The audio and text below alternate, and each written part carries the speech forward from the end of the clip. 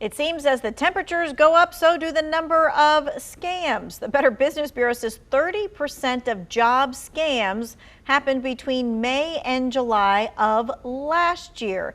We want you to be protected from the scammers out there. So we have Lechelle Yates from the Better Business Bureau here today. She's breaking down some of the top scams and she's seeing what you need to watch out for. Plus, she can answer your questions. So here's how you get Lechelle a question. You can text us. That number is 336-379-5775. Remember, your question is anonymous and you get your question answered in real time.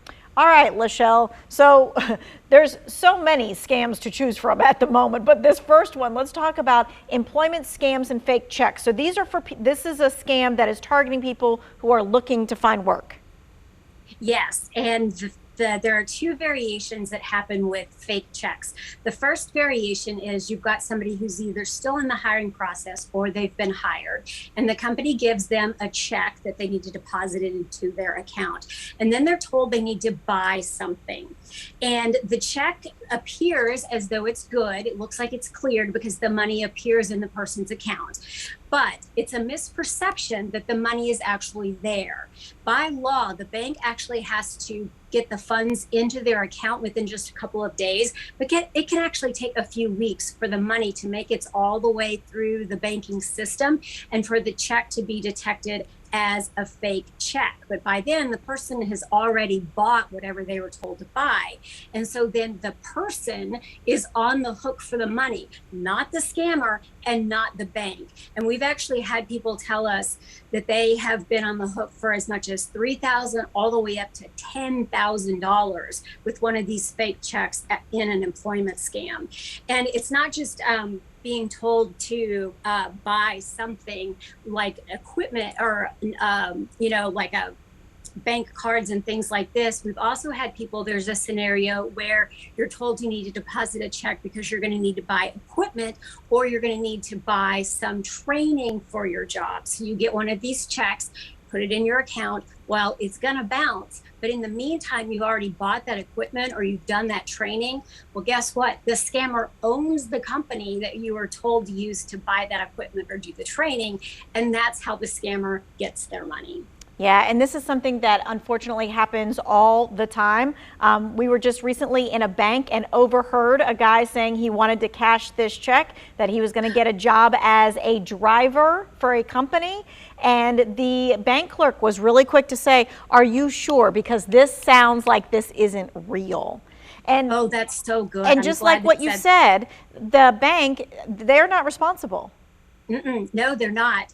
And it's really hard to tell if the check is fake or not just by looking at it, because a lot of times what they do is they take a real check, they do a little Photoshop magic and then print it out again. And so just by looking at the check, it's almost impossible to tell. And again, we have this misperception that because we go to the bank, give them the check, the money appears in our account within just a couple of days, we think, oh, it's cleared, but that's simply not the case. All right. Yeah. Jobs don't work that way. They don't overpay you for something and then ask you to use that money for something else. Now let's talk about employers themselves, because of course the scammers are going to look at them too. Yeah. And this is actually, I'm kind of flabbergasted by this one myself. So employers are now actually the target, and here's what's happening. So you're an employer, you find a candidate that you want to interview, you set up a virtual interview with somebody, you do the interview, and you're like, wow, they're really great. I'm either going to set up a follow-up interview or I'm going to hire this person. And then you start to notice something is just a little off. Maybe they don't quite look the same or sound the same as they did, or maybe they can't answer the same technical questions as they did before. And so then you're like, what's going on? Well, here's what they've done. Job candidates are now hiring people to do first interviews, to answer and do the technical skills test, or just to be beside them while they're doing the interview.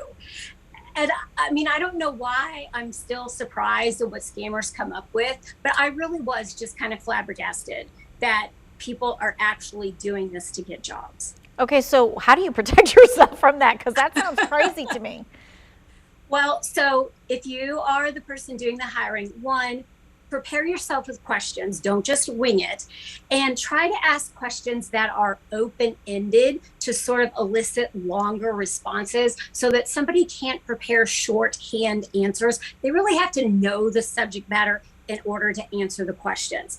Second, go ahead and ask, if you're doing a technical skills kind of questions, ask them how they solved the technical problem. And if there's somebody that says maybe they're like an Excel expert, ask them what the toughest Excel question is that they've ever solved and how they did it. But also just make sure you schedule a follow-up interview. That is good, instead of just hiring them on the spot. But then also refer back to things you talked about in the first interview, because if they weren't the person who did the first interview, they're not going to know what you're talking about. And that should be a dead giveaway. Okay, that is crazy to me. All right, we're going to take a quick break. We're taking your text questions. The number is 336-379-5775. We'll be right back.